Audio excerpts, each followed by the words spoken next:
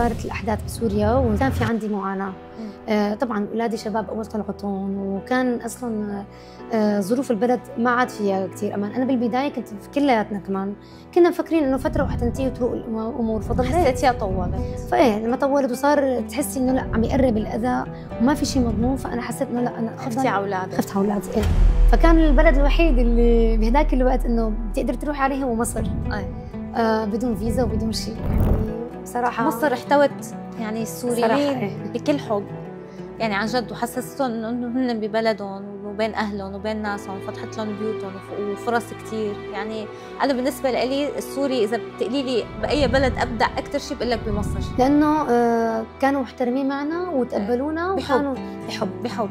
يعني انا بتذكر هلا كثير تفاصيل كانت تصير معي بمصر، كنت اقول انه يمكن ما في ولا بلد تعاملوا معنا لهالدرجه مثل ما كانوا المصريين. أنا جيت على الإمارات سكرت الفيز على السوريين، فأنا كان ما عندي حل غير إنه أنا ألاقي شغل. يعني ما عاد فيك ترجع على سوريا؟ ما عاد فيني لا أرجع على سوريا، ما عاد فيني أرجع على مصر وعلقت هون بحالي. كثر شغفي لهي المهنة خلاني إني أنا أفرض حالي عليها، يعني أنا كنت موجودة هون. أهل أول كانوا يقولوا الله لا يغير العادات على أهلها، والحياة دروبها كلها طلوع أو نزول. وضيفتي من لما كانت صغيرة جبرتها الدنيا إنها تشوف هاي التقلبات وهي التغييرات بحياتها، بس هي قدرت تكمل وقدرت تثبت حالها رغم كل الصعاب. كلها إيمان وكلها يقين برب العالمين وبإمكانياتها. ضيفتي اليوم مدام شذا أجهر. أهلا وسهلا فيكي. أهلا فيكي ليال حبيبة قلبي. أنا عرفت شوي لمحة عن رحلتك، وأكيد أهل سوريا وأهل الشام أنت غنية عن التعريف، الناس أغلبها نحن بنعرفك، أنت كنتي جزء من مناسباتنا الحلوة حبيبتي. يعني أكيد بالأخص أهل دمشق بيعرفوا مين مدام شذا أجهر. بس أنا حابة حتى هون أنت هلأ ما شاء الله بالإمارات صرتي أشهر من نار على علم بعد كتير تحديات وصعاب حكينا فيها، فحابة اليوم هيك تكوني قصة ملهمة لكل سيدة عندها حلم، ومشان نقلها إنه ما توقفي، إنه لا استمري وآمني بحلمك وأكيد رح توصلي. بلشتي من أنت وصغيرة كنتي عايشة بالكويت، فخلينا نبلش هيك من هون. تمام. رحلتك. طبعا كنت أنا وعائلتي عايشين بالكويت لفترة يعني كل طفولتي تقريبا، وكنا طبعا ننزل بس زيارات كتير بسيطة على سوريا، فكان بالنسبة لي سوريا هي بلد غريب عني.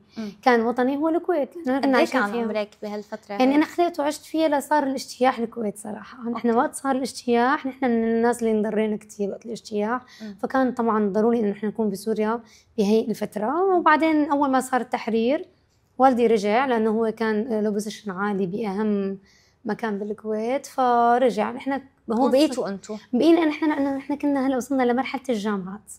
بهذاك الوقت كان بالكويت للجامعات ما في دراسة للوافدين. يعني أنت وقت نزلتي على سوريا كنتي بأي عمر تقريبا؟ كنت صف تاسع.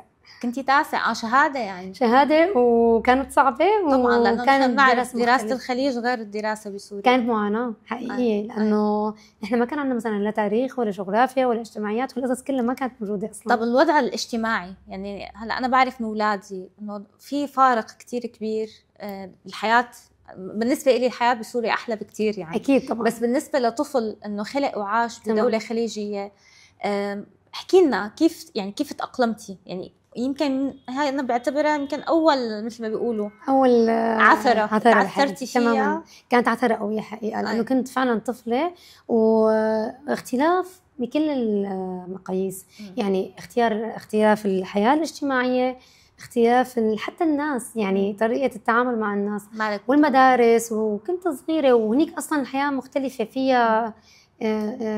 فيها كتير تحديات. بسوريا كان بالكويت كله هذا نحن ما كان موجود طبعا بتعرفي، فكان بالبداية معاناة. أنا كان بالنسبة لي معاناة. فعلتي غريزة البقاء. كانت كتير، كنت بحاجة لهي غريزة البقاء، خاصة إنه أنت فجأة لقيتي حالك بمجتمع جديد، بمنهاج جديد، بحياة جديدة ما بتشبهك ولا متعودة عليها. بالبداية كانت معاناة، وكنت حتى بصراحة يعني كنت دائما أنا أرجع من المدرسة عم ببكي إنه مالي فهمانة شو هذا، ليش هيك عم يصير، إنه وين أنا، شوف في شو صار. أنا بتذكر أنا قعدت 1.5 سنة أنا وبناتي بسوريا، ترجع بنتي جوعانة. ليه؟ عم تستنى اللاين، لانه يعني هي واقفه عم تستنى انه بدها تشتري، فناطره باللاين، بس احنا عندنا ما في لاين، ما في مين لاين، بيوصل بيشتري. اكزاكتلي. يعني هي تفصيله صغيره بس أكيد. بتاثر كثير جدا. وقدمتي قدمت التاسع وطلعت الرابعه على المدرسه، يعني كان كل شيء راجع من الكويت. كانوا بحاله رسوب، لانه اساسا غير انها صعبه وجيتي على شهاده، يعني غير هي دراسه اصلا بسوريا اصعب من الكويت، كان شهاده. بس انا صار معي تحدي، يعني انا كان عندي تحدي انه انا لازم انجح. فبتذكر لهلا كانت مديره المدرسه وطلعت نتائج طلبت تشوفني انه مين هي اللي جاي من الكويت هالسنه تطلع الرابعه على المدرسه جايبت عن المجموع العالي. ايه بعدين كملت الدراسه، وبعدين يعني وقت تحررت الكويت وبابا رجع وبلشت تستقر اموره هنيك، المفروض احنا نرجع لعنده على الكويت، خلص صرنا قربنا على الجامعات. فلقيته انه لا خلينا ما انا محرزه، ما انا محرزه، يعني انه بعد سنه بدي ارجع انه نفس الشيء. فضلينا. وشو درستي؟ شو دخلتي؟ تجاره، اقتصاد، محاسبه. ما شاء الله. اوكي، طب شو اللي نقلك على هذا السؤال على ضمان التجميل الحقيقه انا كنت انا بعد ما تخرجت يعني وتزوجت فورا، يعني انا خطبت وتزوجت. انا من الناس اللي بحب انه يكون في عندي رساله، يعني انا ما بحب اني انا اكون هيك مرأة بس بقعد بالبيت وبطبخ وهيك قصص. لا، بحب يكون عندي رساله، بحب اكون عم بعمل شيء ايجابي بحياتي، وبحب استثمر وقتي. يعني انا من انا وقبل ما اتزوج حتى عندي هذا الشعور دائما، لازم اكون مليان وقت، كنت احس انه هذا الوقت ثمين، فما لازم انا ضيعيه باي شيء، مثلا مثل اي بنت ثانيه انه باشياء فاضيه. فجيت بدي اشتغل، طبعا ابو الاولاد كان ماله رافض الفكره نهائيا. فقال لي اذا انت حابه تشتغلي كثير، ما انا طبعا لقيت انه لازم تشتغلي مع النساء فقط، انه من النوع من انواع انه الحفاظ يعني على العادات والتقاليد والقصص.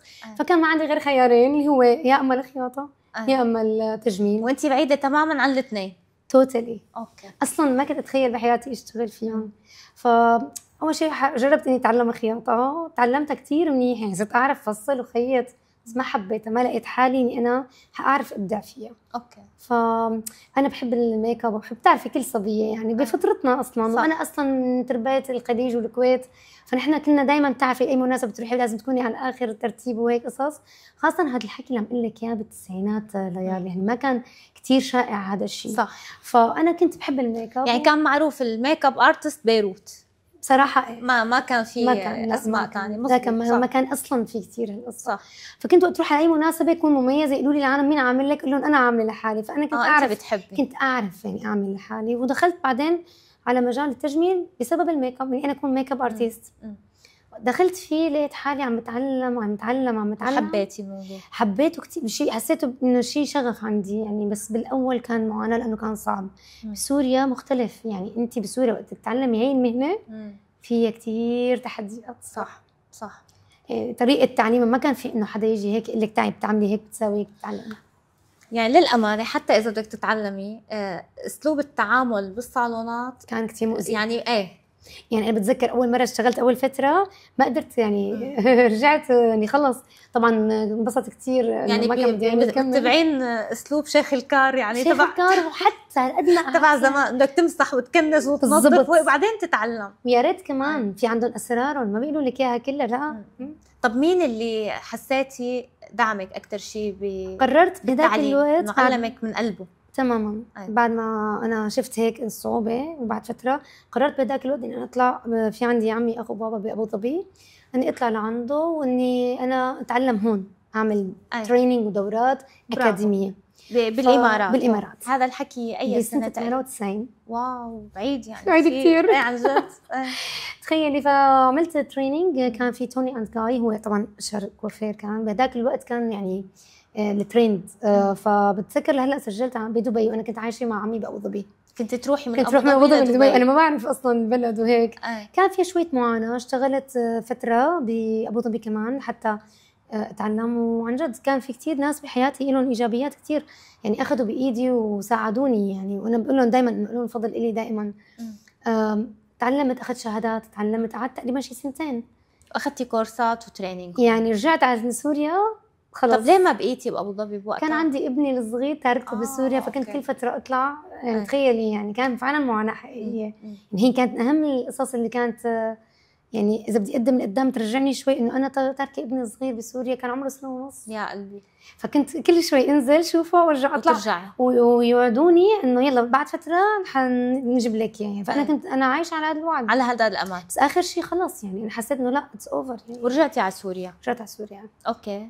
كان شو وين بلشتي هلا من بعد ما انت يعني انت بسوريا معك هالشهادات وعامله هالتريننج، تعتبري يعني لقطه يعني اكسبرت عن جد؟ يعني لما رجعت على سوريا قالوا لي في كان هلا بسنه 2000. ما بتحبي تحكي اسماء انت على راحتك؟ لا ما في مشكله، بس يعني كان في مركز تجميل كثير مشهور بهذاك الوقت بسنه 2000 وكان له كثير صيت حلو وصاحبته كثير كانت انسانه مميزه صراحه. فانا كنت فرحانه بحالي جايبه هالشهادات وجايب يعني انه انا بدي اشتغل. طبعا بصراحه بسوريا مو كثير يعني مو كل الناس حتقدر الموضوع. صح. هنا بيهمهم انت تكوني متعلمه عند اسم معروف وبتشتغلي نفس طريقته، وانه اوكي هيك تمشي امورك. انا لا، انا تعلمتها اكاديميه يعني، انا مو انه عن حدا واحد. اخذتي كمدرسه انت؟ اخذتها كمدرسه اكزاكتلي. وما كانت يعني مو كانت سهله، وما اخذتها يعني مثلا مو تريننج او 2، لا كان 2 طب قدروكي؟ هلا صراحه يعني للامانه مثل ما قلت لك تحفظا على الالقاب والاسماء. ايه قدروك يعني حسوا انه والله لا انا جايتني بنت شطوره يعني عندها شغف عندها شهاده. احيانا الواحد بيكون عنده الموهبه بس ما لها مدعومه بالدراسه، انت ما شاء الله عندك الاثنين. تمام. هل قدرتي بهذا الشيء؟ هلا انا مشان اكون صريحه معك بالبدايه للاسف طبعا برجع بقول لك يا بسوريا مو كثير بيقدروا، خاصه بهداك الوقت انا محكي يمكن اكيد هلا اختلف الوضع. لا ما كان بيهمهم شغلك. بس انا اللي حلو بالموضوع انه كثر شغفي لهي المهنه خلاني اني انا افرض حالي عليها. يعني انا كنت انا موجوده انا هون رغم انا بغير كل هي الصعوبات اللي عم احكي لك عنها. كان في اكبر عقبه انه كان والدي ووالدتي ضد هذا المجال اساسا. اكيد يعني والدك عنده منصب اداري معين واخواتي خريجه جامعه وكذا، يعني احنا عائلتنا كلها بالعلم والثقافه وكل اكيد. فانا انا وين دخلتي انت دارسه يعني ليش تدخليها؟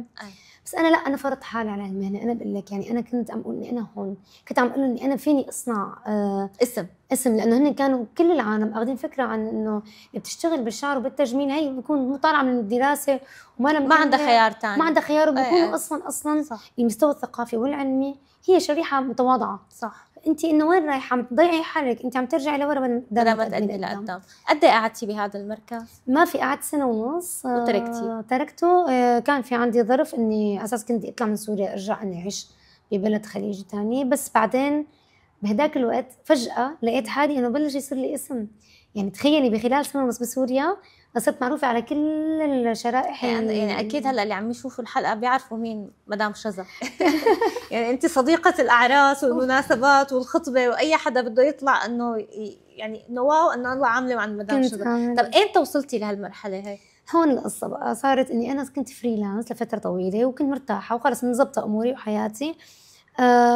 كنتي بس ميك اب ولا ميك اب وشعر؟ كنت ميك اب وشعر طبعا. اكيد بالبدايه ما كنت بهالشطاره والقوه اللي بعدين اخذتها. هي بتيجي من اكسبيرينس مع الوقت اصلا. اوكي. اشتغلتي لحالك؟ اشتغلت لحالي بس كثير عرفت صار دائما عندي فولي بوك يوميا، ما كان عندي ولا يوم اجازه ولا يوم راحه. خلينا نحكي شوي عن الصعوبات. يعني انت عم تشتغلي مو بمكان ثابت، انت عم تروحي لعند الزباين صح؟ طب قديش صعبة؟ انت معك سيارة كان؟ واللي عايش بدمشق بيعرف انا سكنت هيك كنت ساكنة بضاحية إتسيا. هي منطقة كانت لسه جديدة يعني بال 2006 وقت سكنت بضاحية إتسيا ما كان فيها سيارات صح. اصلا ولا كان فيها حدا. كنت بالبرد وبالشوب وحاملة شناتي وعم استنى الاقي مواصلات لانزل فيها على الشام لحتى اقدر انزل اشتغل ومن بيت لبيت. يعني كان الموضوع كتير صعب على فكرة. انت طبعا اكيد انه تشتغلي لازم تكوني عم تنتقي الناس اللي عم تقدر تروحي لعندهم، انه ما فيك تروحي عندهم لانه احنا يعني انا انسانة ملتزمة نوعا ما. يعني ما كان عندي انه انا سهوله بهالقصه. فالحمد لله هذا السبب كمان اللي خلى الناس الشريحه المرتبه والملتزمه تتقبل تتعامل معي، لانه هن بدهم حدا مثلي يعني. كمان هن ما بدخلوا اي حدا. قد ايه اشتغلتي يعني فتره؟ من 2006 يعني. لا انا اشتغلت من 2000 ل 2006 بهي 6 سنين 6 سنوات. واو. كانت كثير صعبه. وبعدين شو عملتي؟ اجتمعت بإنسانة كتير كتير معروفة وراقية ومحترمة. هلا هون يمكن صرنا بمرحلة بيعرفوا بقى العالم على مين عم نحكي. ايه انا هون اجتمعت كان من طبعا من حدا لحدا لحدا لحدا يعني وصلت بعدين بيوم من الايام كنت رايحه عم بعمل لمدام لينا عناية، يعني هي صاحبه سلازة جروب.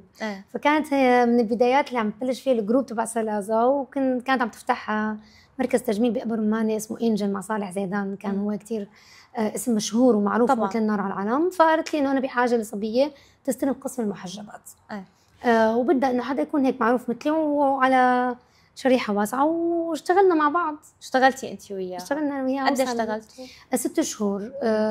بعدين انفصلنا عن بعض، وهون كانت المرحله النقله النوعيه المفصليه. اشتغلت كان وقتها مركز صبايا جديد، وكانت صاحبته كثير انسانه رائعه، وعن جد انا يعني من اكثر الناس اللي كان لها تاثير بحياتي، لانها كانت انسانه راقيه محترمه وقدرتني. يمكن هي اكثر انسانه بحياتي قدر. مين هي؟ مين شذا؟ مدام رغد عوض، صاحبه صبايا. نوجه لها تحيه. بوجه لها تحيه اكيد. اشتغلنا مع بعض من 2006 ل 2012. ما شاء الله 6 سنوات. 6 سنوات كانت هي يعني الذهبيه، سنوات ذهبيه بحياتي. وانعرفتي على مستوى اوسع واوسع. انا بعرفك يعني انا بعرف اسمك من صبايا. صح. طيب هلا اللي عم يسمعنا واللي ما بيعرف وما بيعرفك بيقول طب انت هلا بلشت حقبتك الذهبيه. انا بعرف بهي الفتره انت طلعتي تماما. بدنا نحكي انه يعني ليش تركتي كل هالشيء وطلعتي؟ هلا مثل ما كلياتنا بنعرف انه وقت صارت الاحداث بسوريا والثوره بلشت الثوره كان في عندي معاناه. طبعا اولادي شباب اول طلعتهم، وكان اصلا ظروف البلد ما عاد فيها كثير امان. انا بالبدايه كنت كلياتنا كمان كنا مفكرين انه فتره وحتنتهي وتروق الامور، فضلت حسيتيها طولت. فايه لما طولت وصار تحسي انه لا عم يقرب الاذى وما في شيء مضمون، فانا حسيت انه لا انا خفتي على اولادك. خفت على اولادي. ايه الافضل وسافرتي. فكان البلد الوحيد اللي بهداك الوقت انه بتقدر تروحي عليه هو مصر.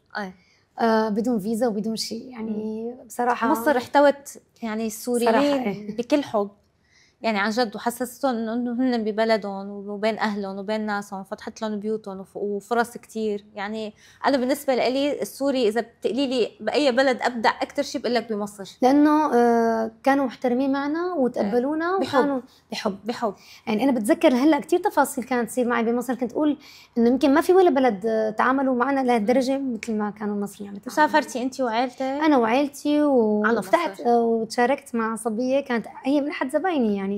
فشاركنا وفتحنا مركز تجميل بمنطقه راقيه جدا بالقاهره، يعني منطقه المعادي. يعني هي كل الناس اللي VIP عايشين فيها، وهيك عشت فيها سنه. صارت كمان تخربطت الامور شوي بمصر بهداك الوقت. بالنسبه للسوريين بالنسبه هي بمصر اصلا هي كبلد كان في عندهم شويه خربطه. فبهداك الوقت كان لازم اني اطلع منها كمان.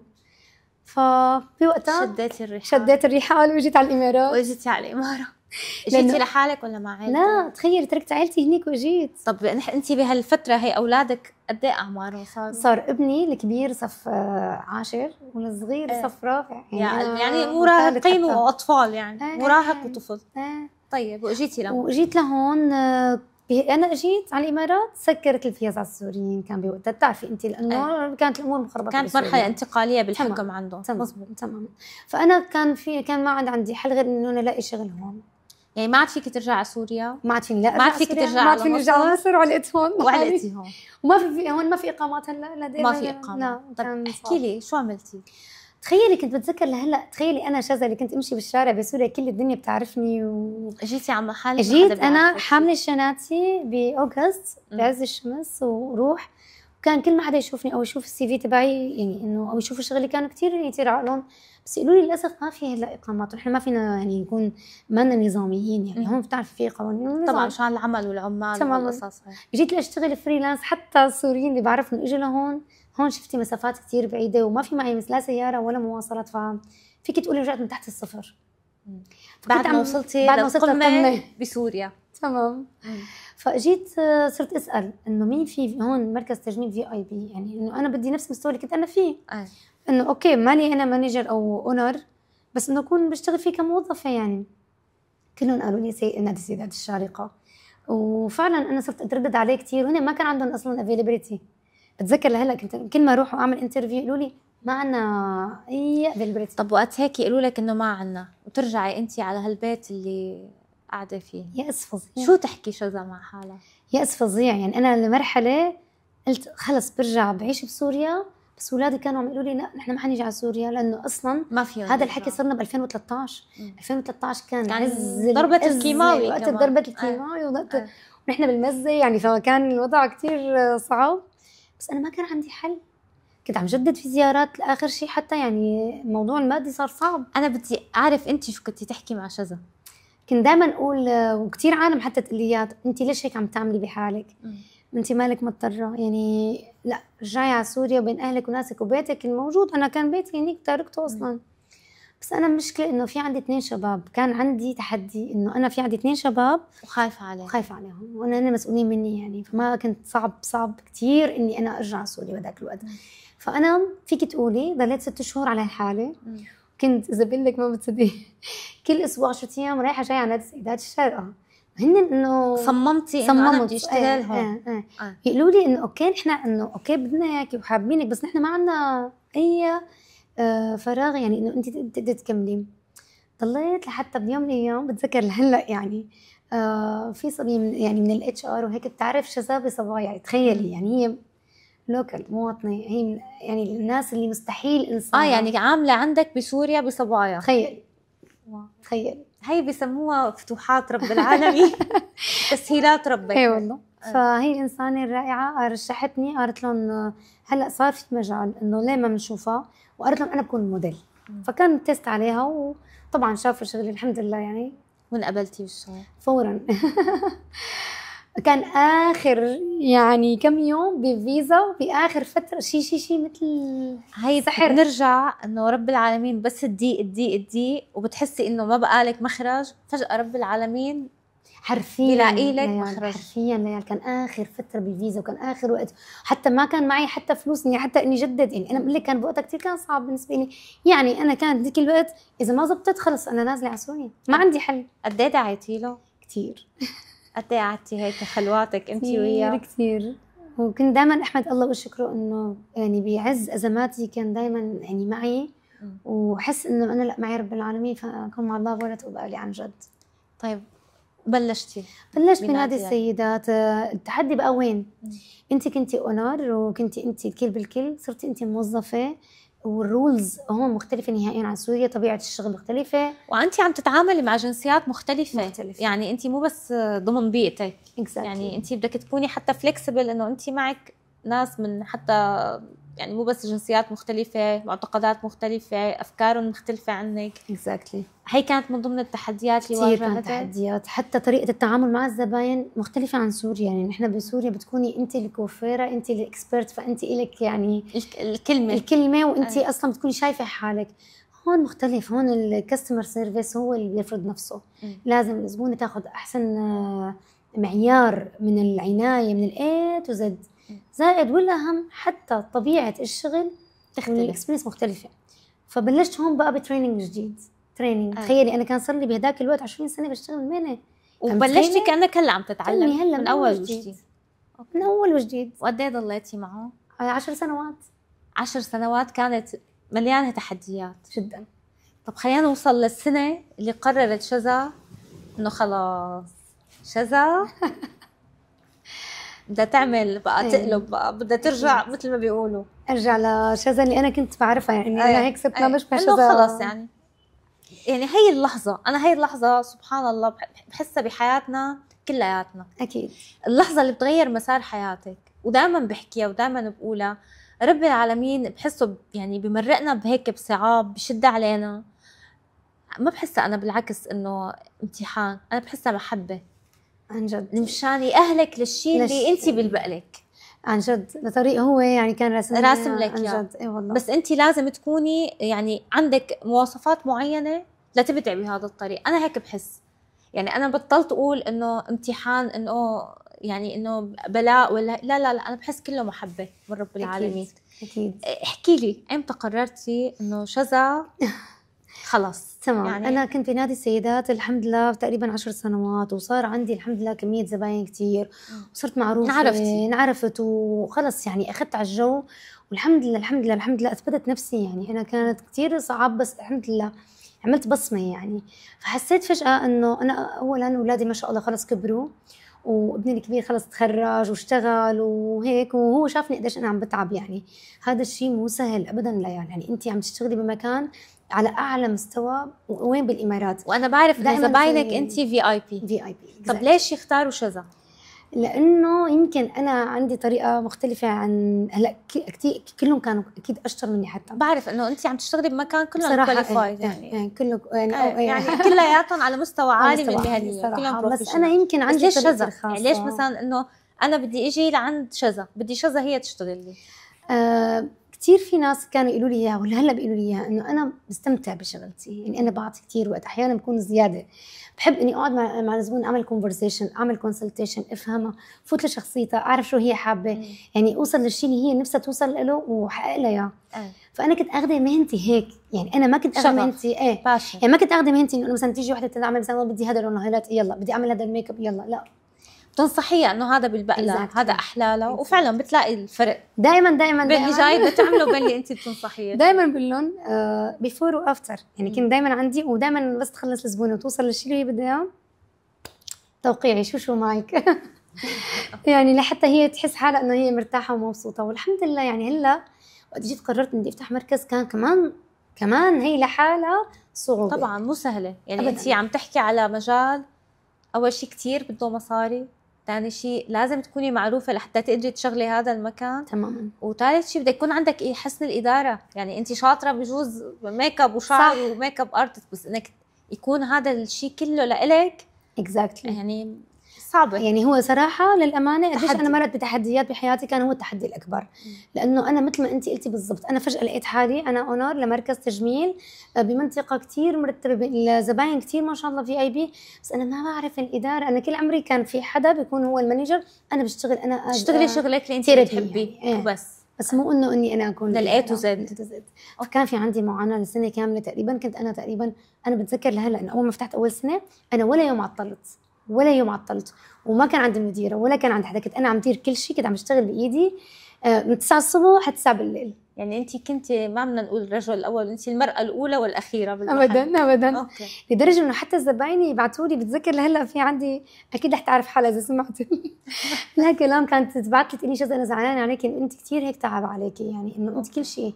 فكنت عم احاول اجيب صبايا يساعدوني وهيك، بس حس انه ما حدا عم يوصل الاشيفمنت اللي انا بدك اياه، يعني مستوى الشغل اللي انا بدي اياه، لانه انا معوده زباين على مستوى معين، فلازم تيجي الزبونه تاخذ الخدمه اللي هي متعوده عليها. فشوي شوي شوي شوي صرت ادرب. عملتي كورسات شيء بالاداره؟ اكيد عملتي. اكيد. يعني انت اي شيء بيتطلب انه بده علم كثير يعني انا بقول لك ما انا كثير تعلمت شغلات بهالرحله الحياه. يعني انا اخذت دبلوم وماستر كترينر من ايطاليا، انه كمدربه عالميه. يعني انا هلا اي حدا بعمل له تريننج بعطيه شهاده معتمده. يعني هذا كمان لحاله كان تحدي ثاني. وموضوع الاداره كان تحدي، عملت فيه كمان تريننجز. مين ساعدك طيب؟ مين دعمك؟ مين ساعدك؟ هلا انا اكثر شيء هو في ابني الله يحميه الكبير واخي، هذول الاثنين كانوا سبورت. طبعا كل عائلتي، بس اذا بدنا نحكي دعم خطوه مادي ومعنوي، ومعي على الحلوه والمره، على كل خطوه عم بمشيها، هن هدول الشخصين صراحه، اخي الصغير وابني. هو اصلا اخي الصغير بحسه كانه ابني، انه بيناتنا كثير فرق بالعمر. كان سبورت كثير لإلي، وهو اصلا بزنس مان، يعني هو عنده عقليه البزنس مان، فكتير ساعدني بقصص. ولهلا ولبكره بحس انه انا بقول له انا لو ما انتوا اثنين ما بعرف شو اعمل.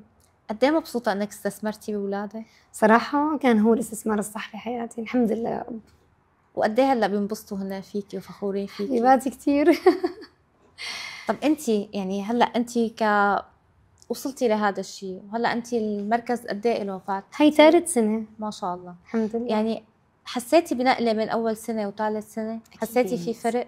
اكيد انا قدرت الحمد لله طبعا بصعوبه كثير كثير كثير كبيره. يعني مو سهل انت تثبتي حالك ايه صراحه بمكان انه ما شاء الله، وفي اللي بنعرف نحن كثير منيح انه في كثير اقطاب وكثير اسماء ميك اب منافسه ارتست كثير شديده من سوريا وقت الثوره، وقت بلشت الثوره اجوا لهون واستثمروا هون وكانوا هون. صح. يعني شو الاستراتيجيه اللي حطيتيها، او شو الفكر اللي انت تبنيتيه لحتى يلمع اسمك بين كل هالاسماء هاي؟ ليال انا صار لي بهي المهنه بالضبط 28 سنه. مرق على راسي كثير قصص، وعطتني اكسبيرينس، عطتني دروس، عطتني صرت اعرف شو اللي لازم يصير، شو مو لازم يصير. انا برجع بقول لك بس كان عندي ضعف من الناحيه الاداريه، بعترف لك يعني. فكنت انه خلص طب اوكي حنجيب مانجر تساعدك، وانت خليكي انت بالشغل، بالشيء اللي انت فيه. فانا هون يعني بعد اول سنه قلت لك اني انا كنت كل بالكل، جبنا مانجر وصرت انا بقى نرتب اولوياتنا، وصرت درب كثير الستاف على طريقه شغلي من وقت ما بتدخل الزبون من باب المركز لوقت ما تطلع. هلا اكيد ما بنكر انه احيانا بيصير اخطاء، بس انا بضل دائما عم حاول انه احنا نوصل للبرفكشن. يعني هلا انت انه شاطره بمهنتك، ميك اب وشعر وهالمواضيع هي كلياتها، بس انك انت تستلمي المشروع من الاي تو زد، يعني غير وقت انت بتيجي مثلا انه بتقضي الواجب اللي عليكي او شغلك اللي عليكي، اما هلا لا، انت بدك تهتمي بالموظفين، تهتمي بالمكان، بالبناء، بالاشياء اللي المواد الاوليه، حتى في تفاصيل كثير. يعني انت انا من وحده موظفه يعني، او حتى كنت حتى لما كنت بدمشق يعني انا الان يعني كنت شريكه يعني. كان في مانجر، هذا الهم كان في مانجر دائما يعني، كان في حدا مستلم هي الجزئيه المهمه بتنظيم الامور والسيطره عليها. فكنت انا اكثر همي واكثر التدقيق تبعي هو شغلي، يعني انا كنت مركزه بشغلي. حتى كنت بدمشق بمركز صبايا، بتذكر اخر فتره كان عندي 6 بنات اسيستنت للميك اب، 6 بنات اسيستنت للشعر. انا كنت فينيشينج دائما حدا تحت ايدي، دائما في عندي حدا منظم لي كل شيء، مواعيد الزباين، كل شيء. حتى يعني الحمد لله وكانت الامور كلها منظمه يعني. وحتى لما اجيت لهون كان دائما في عندي حدا حوالي يكون يكمل اللي انت عم اللي انا عم بعمله. طب شو عملتي لهيك وقت اول ما فتحتي الباب المركز وفتي؟ كان احكي لنا على الاحساس هذا، الرهبه. كثير رهبه فظيعه. تخيلي من كثر الرهبه ما حسيت بالسعاده اللي انا كنت عم منتظرها. يعني انا كنت مفكره اني انا كنت فكره وقت حلاقي شدا بيوتي سنتر، هذا الحلم عم بستناه كل عمري، حيكون يمكن فرحه ما في إلا قبلها ولا بعدها. انا كان عندي الخوف اكبر بكثير. خفتي تفشلي؟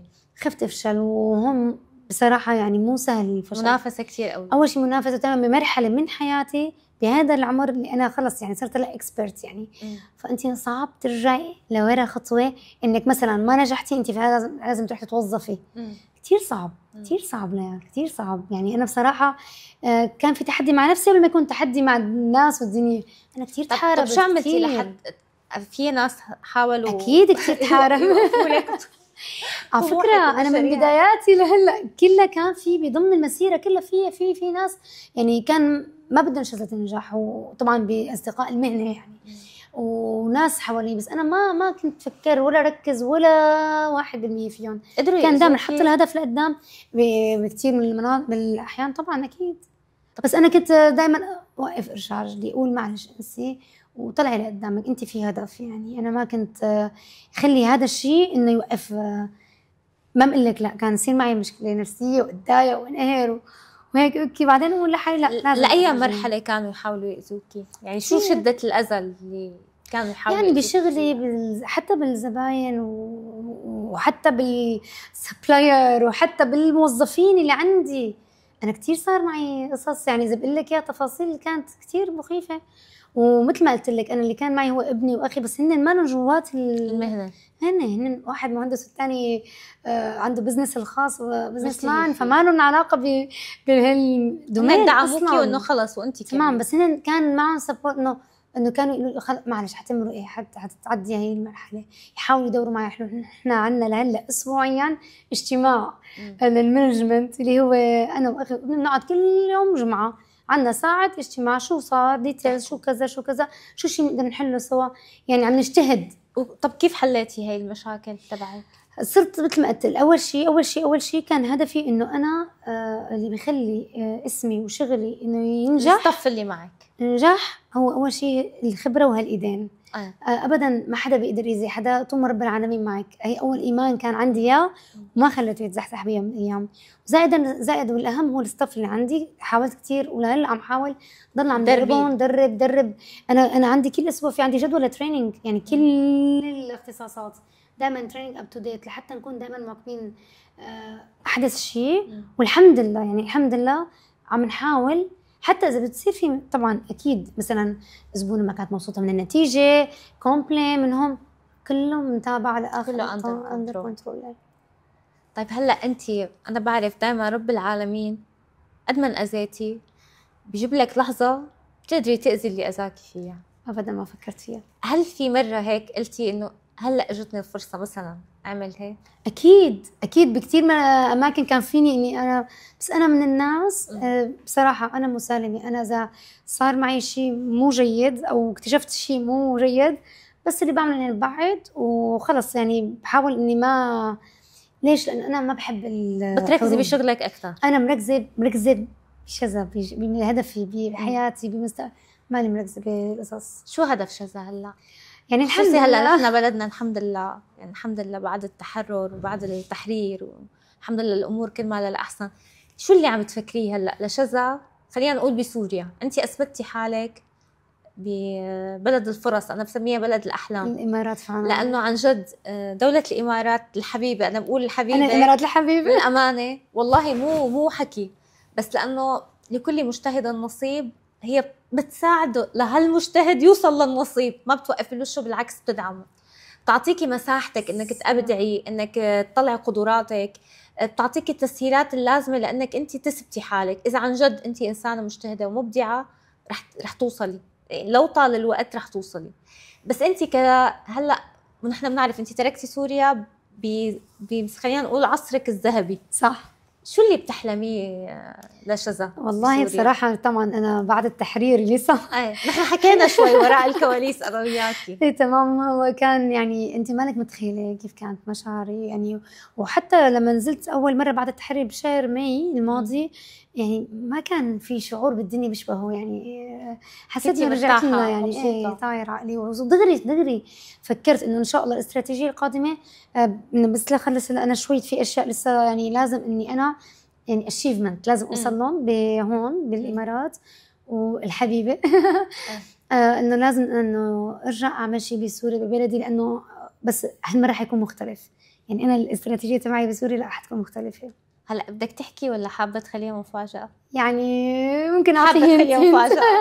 هي مفاجاه، بس ممكن اعطيه هنت شيء اكثر ما يكون انه شيء مجرد انه صالون او بيوتي سنتر او اكزاكتلي. ان شاء الله حابه اساعد اولاد يعني صبايا بلدي، وحابه اني اكون مصدر لهم، علمهم كيف يوقفوا مصدر الهام، كيف يوقفوا على رجلهم، كيف كل انثى تقدر تعمل شيء بحياتها، ما تكون هي بس فقط قاعده ببيتها هي عاجزه انه تعمل اي شيء. هي رساله انك تقعدي ببيتك وتربي ولا كثير حلوه، بس ما أنا كافيه. يعني لحتى انت تكوني تشعري بالرضا عن حالك، يعني تعملي شيء انت بتحبيه، تعملي شيء انت يعني حتى بتصيري مثل ما بيقولوا بس تحبي حالك وتلاقي حالك، بتصيري بتعطي اكثر للي حواليك، مو بالعكس. يعني هلا انا بدي اختم معك بشغله بسيطه. انا اول شيء كثير انبسطت حبيبتي بقعدتي معك واني تعرفت على حضرتك، وانت عن جد يعني اعطيتيني شو بدي اقول هيك هذا الاحساس انه عن جد الدنيا لسه بخير، انه فيها ناس مثلك. والله مو مجامله. بس هلا بدي ارجع انا وياكي عن شذا الطفله. هلا اذا رجع فيك الوقت لورا، هلا رحتي هيك وشفتيها بغرفتها، شفتيها هيك مع العابها، او ماي جاد، شو بتحاكيها لشذا؟ سؤال صعب كثير. شو بتحاكيها؟ شو بتقولي لها هيك لشذا هلا من شذا اللي بالمستقبل؟ خلينا نرجع لشذا الطفله. اكيد شو بتقولي لها؟ أول شيء إنه من أهم يعني خطوط عريضة تعلمتها بحياتي، أول شيء إنه لازم كل إنسان يكون عنده هدف ويكون عنده طموح ويتوكل على رب العالمين بكل خطوة، ويكون عم بيخطي كل خطوة بحذر وبانتباه، وتكون يعني حاطط عين رب العالمين أهم شيء. ودائما بقولها يعني أنا إنه العائلة هي أهم شيء بحياة كل إنسان. العائلة. هلا هذا الحكي بدنا نقوله للمتابعين اللي عم يشوفوني ويشوفوكي. انا بس انت هربتي، انا بدي شذا الصغيره. انت هربتي مني ومنها. بدي اياكي تقولي لها شيء لشذا الطفله. شغله صغيره هيك، ما بعرف، بدك تطمنيها، بدك تحاكيها، بدك تعلميها. تعلمها، بدي اقول لها انه انت كوني قويه، انه ما تضعفي، واهم شيء ما تنتظري اي شيء من اي حدا. الاكسبكتد تبعك وطي، لان انا شوي عندي اكسبكتد عالي من الناس اللي حواليي. و حلو الشغف، حلو الطموح، و تكوني ناجحه دائما. قد ايه هلا هي فخوره فيكي شذا الطفله؟ قد ايه فخوره بشذا اللي هلا قاعده قدام؟ بتمنى عن جد انها تكون فخوره، وبتمنى كمان انه قدام المسيره تكمل بطريقه احلى واحلى ان شاء الله. حبيبه قلبي عن جد يعني شكرا كثير لك على وقتك، وبعرف نحن قديش ضغطناكي لحتى نعمل هاللقاء الخفيف مثل ما بقول على قلوبهم ان شاء الله اللي بدهم يشوفونا ويتابعونا. انا حابه اقول لك شغله دائما بقولها، يعني من خلال تجربتي أنا كليال، إنه الحياة بتقدر علينا سقطات، بتقدر علينا وقعات نحن بنوقعها، بس إنه قرارنا هو نحن، إنه نحن نقرر إنه لا، بدي أرجع أوقف على رجلي من أول وجديد. أكيد. إيماننا بحالنا وبرب العالمين، أنا برأيي يعني هي هيك خلينا نقول طوق النجاة لأي حدا مارق بظرف صعب، أي حدا مارق بمحنة، إنه ما في شيء بدوم. ما في شيء عن جد. يعني قديش مرت عليكي لحظات صعبة وكنتي تحسي انه خلص هي النهاية، بس انك تضلي انه تاخذي نفس وترجعي تقومي وترجعي تقولي لا انا بدي كمل. انا برأيي هذا اللي بيعمل النقلة النوعية بحياة كل الناس، يعني بغض النظر شاب بنت، باول طلعتها باخر طلعتها، ما في شيء اسمه انه تاخر الوقت. اكيد. يعني طالما انا بحس انه في ضوء عم يطلع علينا كل يوم، في امل جديد. أكيد. شكرا كثير لك. أنت شكرا لك كثير لأعطيتي لي الفرصة حبيبتي إني أحكي عن حالي، هي أول مرة. حبيبة قلبي أنا محظوظة والله إني أنا محظوظة صراحة، كسبت هالأول مرة منك. حبيبة قلبي. شكرا كثير ليا، شكرا لجهودك وشكرا لكل شيء عم تعمليه، وأنت كمان عم تقدمي رسالة كثير كثير كثير رائعة جدا. إن شاء الله يا رب، وإن شاء الله يا رب الله دائما يكون معك وتطوري أكثر وأكثر وأكثر. تسلمي حبيبة قلبي. ما رح أقلكم كالعادة من قلبي كل الحب أنا وضيفتي لقلوبكم، وهيك أنا بتمنى تكتبوا لنا آرائكم، أنا كتير بيفيدني إن كان أنا ولا الضيفة ولا حتى الناس اللي عم تحضر وتشوف. اكتبوا لي آرائكم، اكتبوا لي إذا حدا عنده هيك قصة. أنا بحس نحن منارات لبعض، رسل لبعض. كتير أحيانا بيكون أنت بحاجة بس حرف يدفعك لقدام، بس حرف يخليك تطلع من حالة اليأس اللي أنت فيها. وإن شاء الله بشوفكم القصة ملهمة جديدة، وتضلوا بخير يا رب.